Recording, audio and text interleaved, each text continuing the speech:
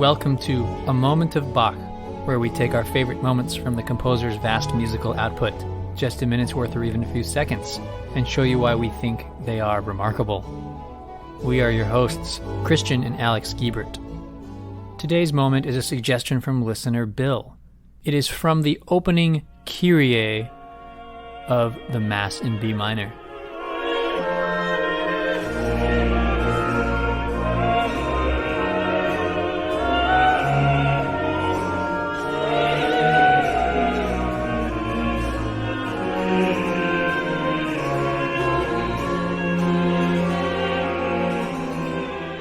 Kyrie, eleison, Greek for Lord have mercy.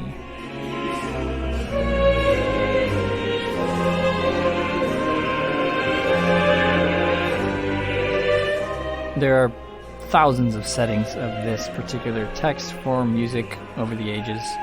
Different composers have used this Mass text and set it to many different moods. But the mood that you get at the very beginning of this, which is the very beginning of the huge Mass in B minor, a work that's over 2 hours long, I think this mood that Bach strikes here might just be the most perfect for the text.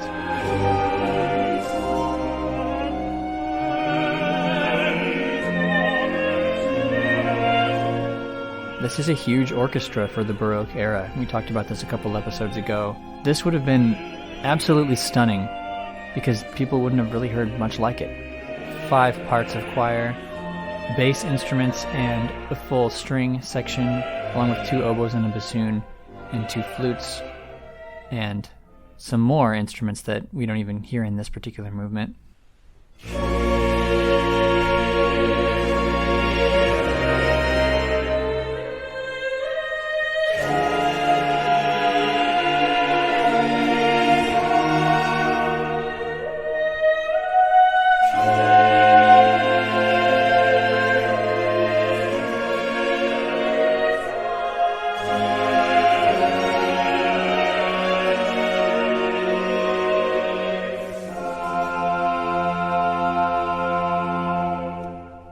That 4-measure introduction that we just heard is famous. Wouldn't you say, Christian? It's a famous introduction. Definitely. And it doesn't appear again in the piece. It's just an intro.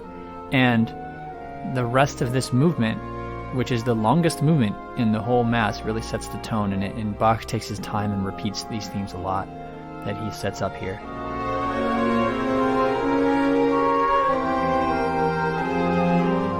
It has all the hallmarks of the most serious type of music of Bach. If something is serious and is supposed to be about themes of Christ, Lord having mercy, Christ having mercy, that kind of thing, themes of sin or distress, then we're going to get something in a minor key with a lot of chromatic alteration. And what we get here is just one of the most perfect fugue subjects that Bach ever wrote, and that is saying something because of how many great ones he wrote. And that is what you hear when the instruments enter on the 5th measure. So right after that big intro, this is what you hear the flute and oboe play.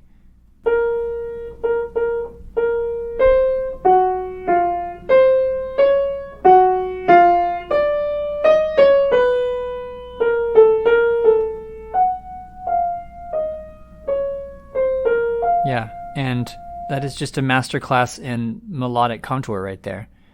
So it starts out with a repeated note, right? Bum, bum, bum.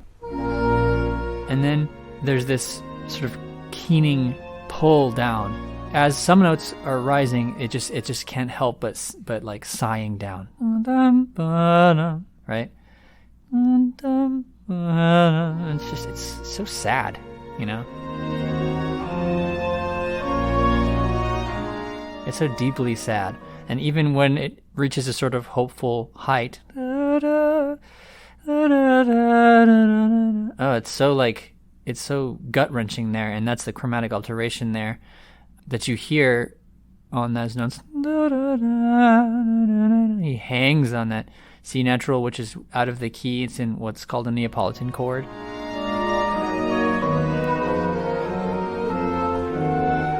Which just gives it a lot of dark flavor. Neapolitan chord Christian, what is a Neapolitan chord?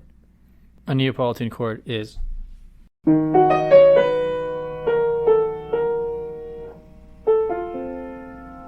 Yeah. A Neapolitan chord is actually nothing more than a decoration of a more common chord with the top note, usually the top melodic note, pushed down flat. So it could have been...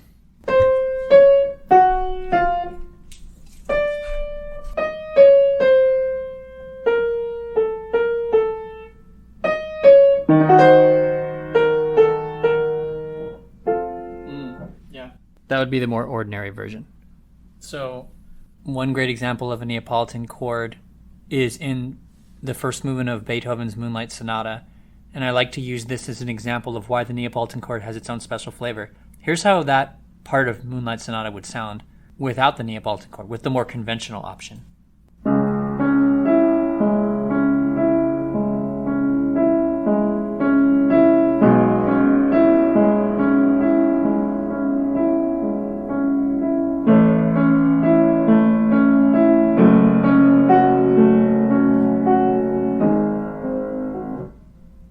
And here is with the Neapolitan chord.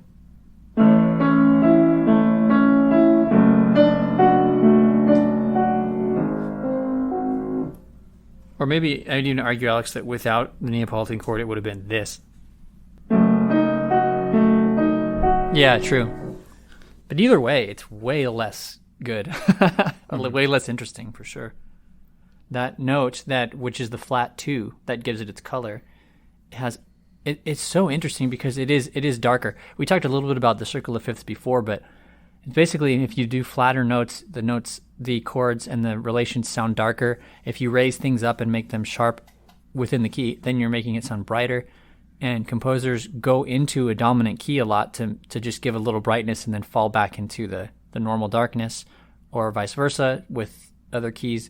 And suffice it to say that when you use a Neapolitan chord, it's like swinging that needle really far over to the darker side, several flats away, so that you get something that, even though we're already in a minor key, sounds even darker than the minor key we're in.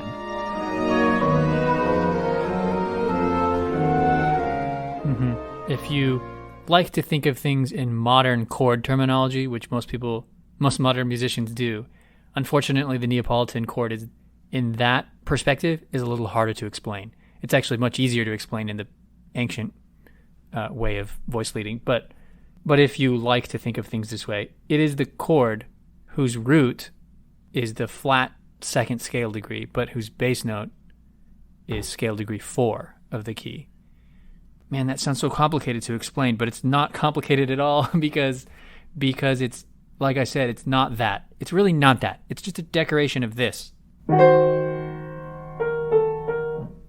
to this.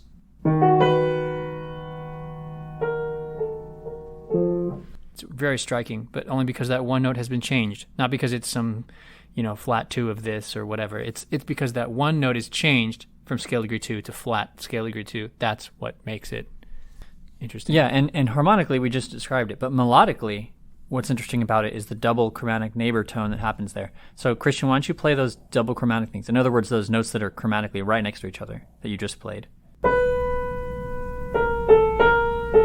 Yeah. Those notes are all just immediately as close together as you can get on the piano, and that's why we call them chromatic, the color notes. And that's striking and unusual. And the reason it's unusual is because when you play notes in normal keys, you don't do half steps like that all the time. You switch off between half and whole steps, and most steps are whole steps. And that gives it a really weird sound to make it all half steps there. And because you're twisting around, da, da, da, da, da, what you're doing is the middle note of those is the tonic. So it's got this very weird pull. Even so, it still wants to go toward the tonic in the middle.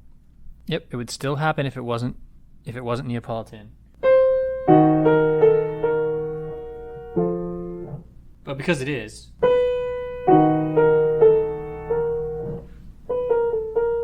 the melody is much tighter and stranger. Yeah, and I just think, Bach, it's all about the text for Bach. We say this all the time. It's always about the text. So even though there aren't any words happening yet at this instrumental entrance, that's only because he just hasn't brought in the voices yet in this fugal section, but he will. And those words are, like we said, it's just Kyrie eleison. It's just Lord have mercy. You know, the use of the Neapolitan as a dramatic lowered note, I think, is the most important thing here. And not just, like I said, I don't like to think of it the complex way of it's a chord built on the flat 2 degree.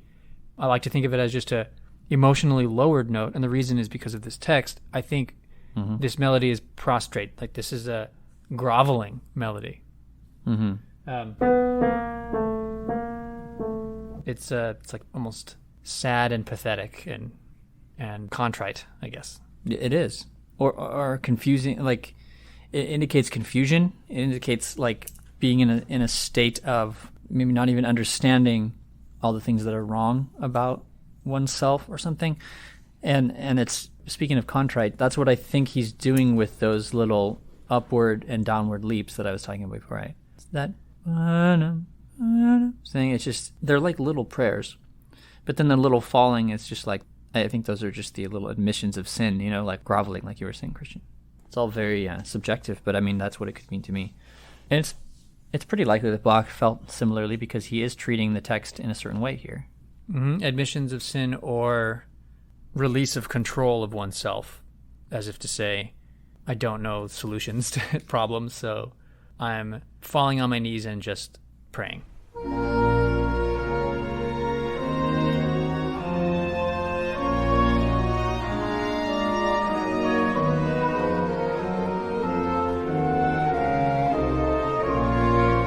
Yeah, the metaphors are strong in this one. I think always with the dominant chord leading to the tonic, it's a sense of like inevitability. Like something is going to lead there and then you're back to B minor that you were used to, right? And so in a major key, when you have that perfect cadence, when the dominant goes to the tonic, it sounds inevitable, but it's like a good kind of inevitable, right? Yeah, you knew it was coming there, and it felt kind of relaxing, or at least felt like it was completing some thought or something like that. But the same cadence, but resolving into a minor key, it still feels inevitable, but it's a sadder kind of inevitable.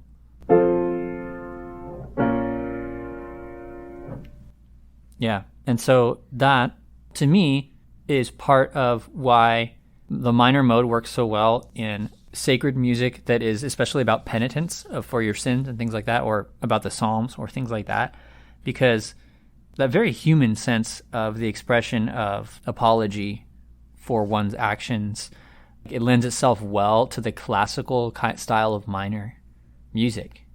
I mean, I think that like minor music doesn't always equal sad. That's too simplistic, but specifically with classical music and the way that someone like Bach uses these chromatic tones, and then the way that the dominant goes to the tonic in a minor context like this. It's very searching. It sounds like you're searching your inner self and you're admitting your guilt, kind of thing.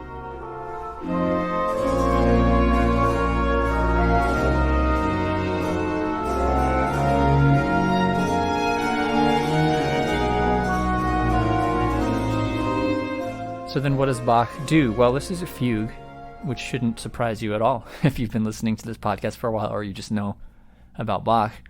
And once you hear the flute and oboe start that, after a few measures, something else will happen, and that will be that you will hear that melody happen again in other instruments that will enter. And that will be displaced by a fourth or fifth, so it won't start on the same note, but it will be the same type of melody.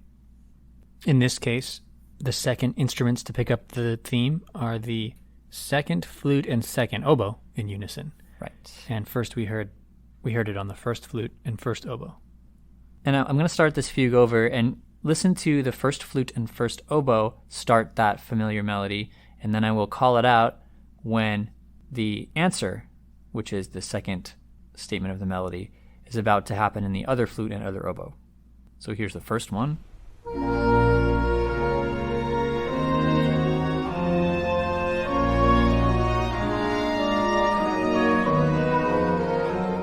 Okay, the other instruments are about to answer.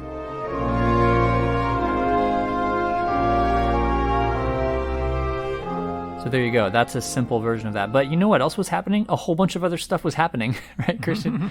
That's the thing. It's sometimes when he starts these fugues, it is as simple as just those voices, or just those voices and a bass part, the continuo part, which includes some chords from a harpsichord or organ. But here he's seen fit to orchestrate it out with written out parts a little more in the strings. Now we're going to listen to that same exact thing, but instead of listening to the wind instruments, just try and listen to the strings only. Just let your ear float over to the violin or viola sounds and see what you hear.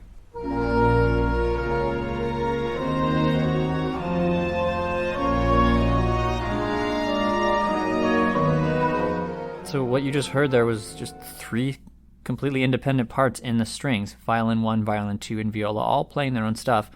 Like we've said before, it's almost impossible for your brain to follow all these things at once, because it'd be like trying to listen to multiple conversations happening at the same time, albeit ones that sound good together. But that's what's remarkable about this kind of counterpoint. It all works.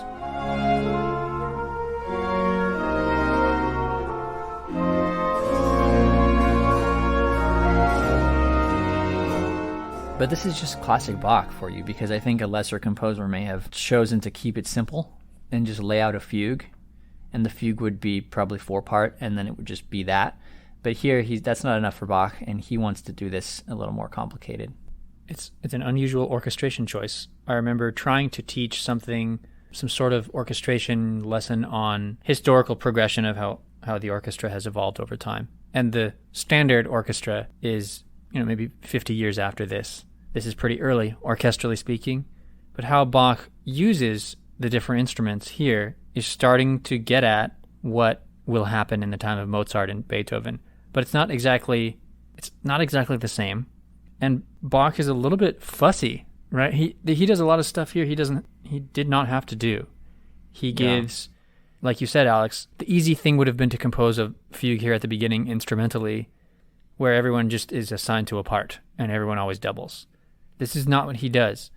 Instruments will pair up from time to time, but then later they will not be paired.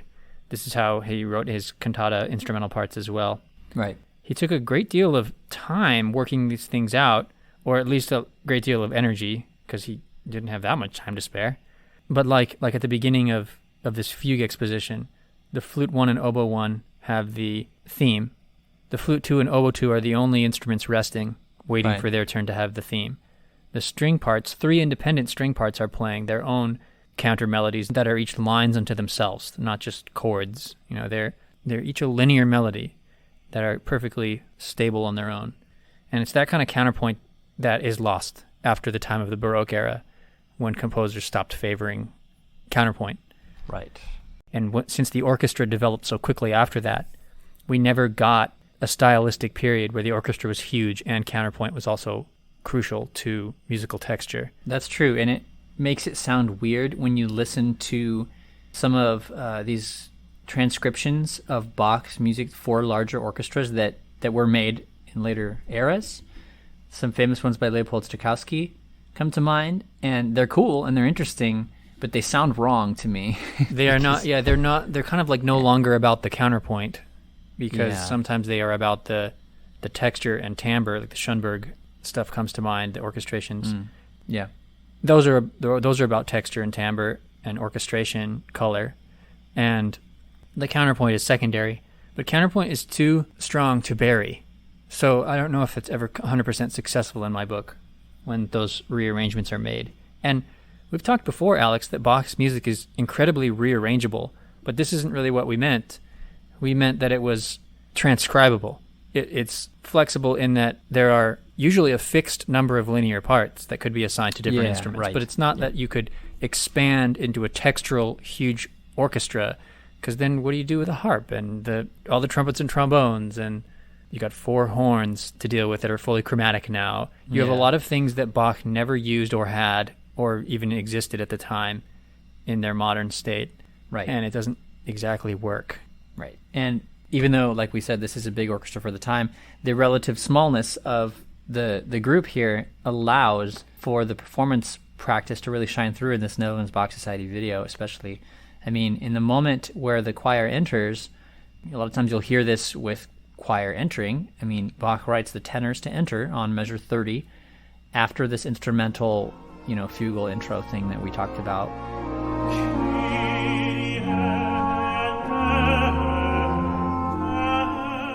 Once the tenors come in on this fugal subject, the choir sings that together, but the Netherlands Bach Society decision here is to start this on soloists, which I love. So first we just hear a tenor soloist here.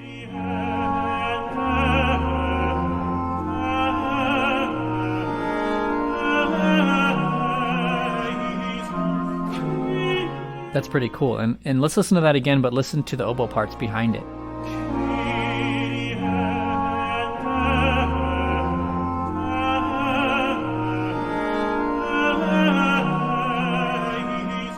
They are playing that background stuff again. It's kind of like what Bach had the strings do before. It's not exactly the same, but it's pretty similar. Yep, the first oboe here is playing something very much like the first violin played earlier. Yeah. And then here comes the second vocal part. That is the alto.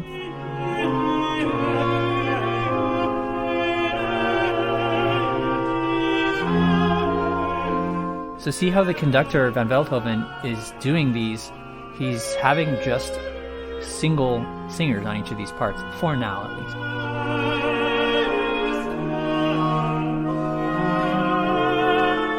Speaking of orchestration, that's why the Netherlands Bach Society, I think, tries so hard to use these period instruments. It's not just because it's cool to use instruments that seem historically accurate. Yeah. It is cool, and they sound cool. They sound very interesting. They sound interestingly different than our modern orchestral oboes and violins, etc. But it's for balance. So I've often wondered, how the heck does Bach write? How are you supposed to balance these cantatas and this mass and stuff? Why does everyone use such a huge choir to make it work? There's no way that Bach had 60 singers, but he didn't. He had softer instruments. Right. And that's why it worked. And that's why the Netherlands Bach Society takes great pains to balance things this way.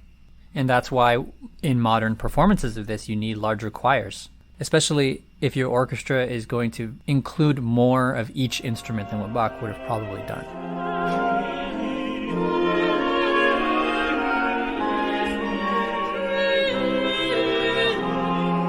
So we've heard now 2, and then we're going to have 3, and then 4 parts come in. And there are 5 vocal parts in this music.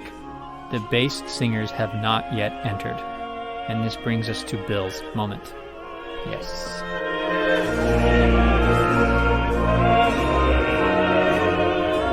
And they make a moment out of this in this version. And how do they do that, Christian? Well, we've been using single solo singers this whole time. But we really go for it here. When the bass singers enter, the choir comes in full. The bass section comes in full, and the rest of the choir also slips in, each to their part. And the bass line is reinforced by the continuo instruments, and even the viola gets in there, and the bassoon comes in as well.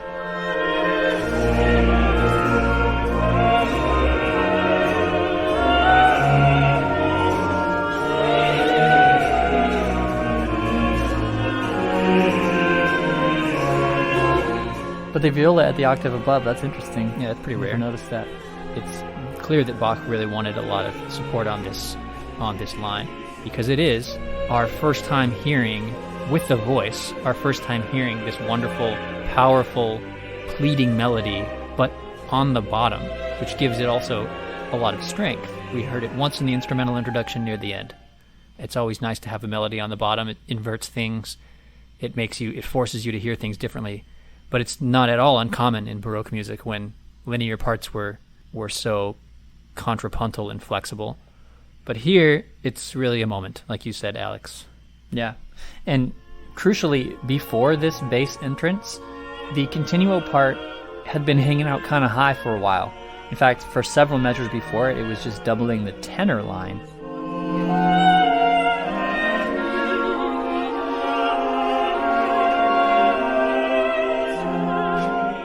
Which starts doing that at measure 37, so, several bars before that, before this critical bass entrance. And it's hanging out up high. You can hear the notes, especially right before they jump way up high. There they are, hanging out up top, and then they fall. Then they give us some nice grounding here.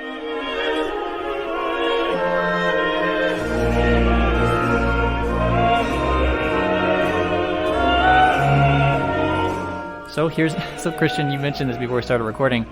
We have yet another bass drop moment of Bach here. We just seem to get a lot of those, don't we? Yeah, there was an active continuo part before this, like you said, Alex, but it was higher up. And when it falls back, when composers deliberately withhold from us the lower foundational frequencies for a while, and then build up and up and up, and then they finally happen, it is a moment of great drama and emotion. Yeah, and it's the drop, you know? I just said this 2 weeks ago. I mean, we've talked about this before. It seems kind of silly to keep comparing Bach to EDM music, but like this is the best analogy musically, is that you leave out the bass for a little bit, you ratchet up the tension, and then once you bring the bass right back in, that's when this really satisfying moment happens. Our listener, Bill, who suggested this, says, "This musical moment makes me shiver each time I listen to it." Yeah, right? I get it. I mean, that just feels right for that to happen right there. Christian, do you know the term frisson? Don't think so. That's like the shiver you get by listening to something really good. Oh, like in the spine shiver? Yeah. Let me look up the actual... Yeah, a sudden strong feeling of excitement or of fear, a thrill, right? Okay. Something, everybody's got a piece of music that really gets them. And some people experience it literally physically by getting a little shiver, It's not always like really clear why that happens, but it's kind of cool. And it means something really hit you in a certain way. This is definitely when it happened, right here.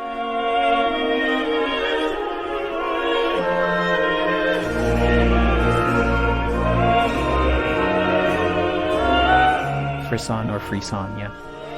I get that at the moment that we talked about on the very first episode of A Moment of Bach, and that is another bass drop moment, right? Mm-hmm. When the timpani enters in the last entrance near the end of the Dona Nobis Pacem, which is the final movement of this huge work. So two great bass drop moments from the Mass in B minor here, right? This one, and then that one from the end. One at the beginning, one at the end.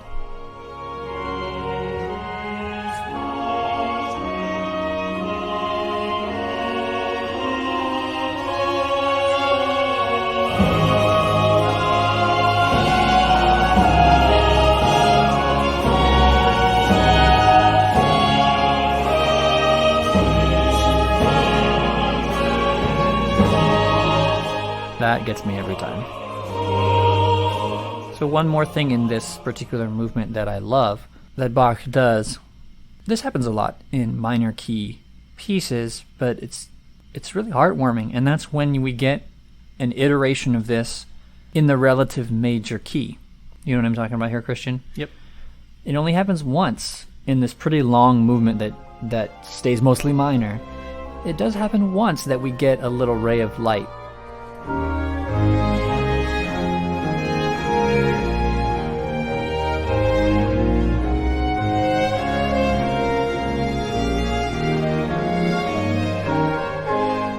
And that's just a little glimpse, right? A little glimpse of major key. Just a little spot of hope.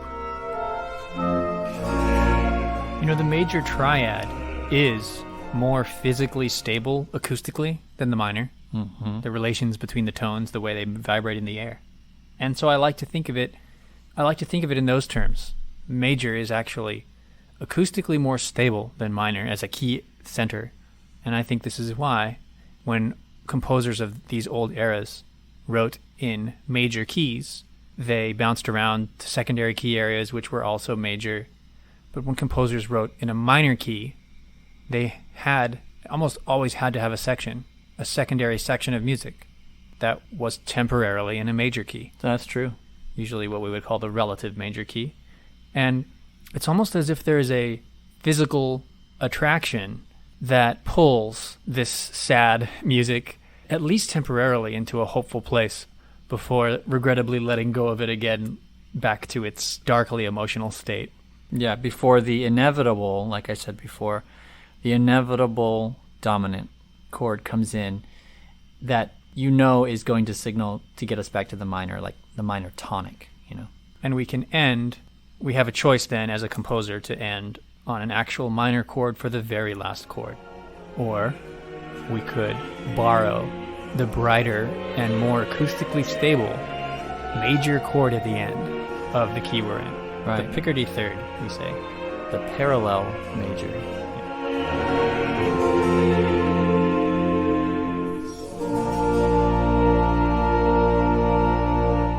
And what that does is it takes that feeling that we had before, whenever we had a cadence, whenever we had a dominant chord that inevitably felt like it needed to go back to that sad B minor. And at the very end, you can actually subvert that and bring that ray of sunshine in at the very end of the piece.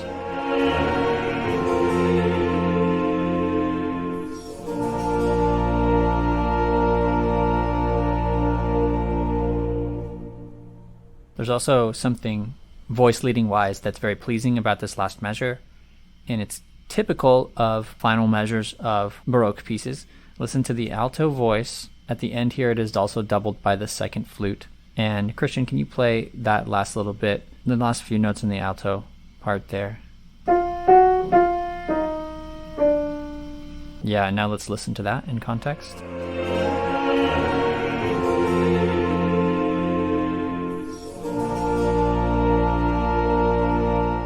That note that the alto ends on, the D sharp, is the raised note. That gives it the major quality, that gives it the ray of hope at the end. And the way the alto leads to that, da, da, da, da, da, the leading of E to D sharp is very satisfying, especially because in minor it would go na, na, na, E, D, and it would fall farther. So the fact that it falls to D sharp means it has a smaller distance to go. So it feels even more perfect because it was right there, you know? Mm-hmm. It was so close. So the fact that it makes it to that major there is even better. And if it jumped to the minor, it would be, I think, a final knife in the back of the ending here. There's always the linear aspect of each voice coming to the end and fitting right in their place. And that is married with the vertical aspect of the last chord being pleasingly harmonious.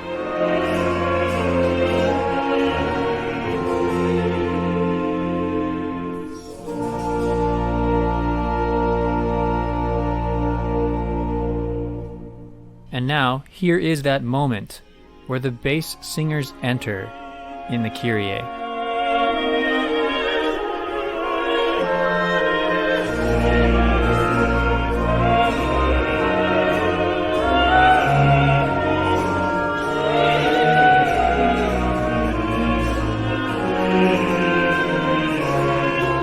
If this introduction to a musical moment has inspired you to hear the rest of the Mass in B minor, please see the link in the episode description.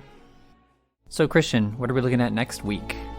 Well, the Kyrie section has 3 parts. The first part was this long opening first Kyrie eleison. So next we'll look at the second part, a duet, Christe eleison. Until next time, enjoy those moments.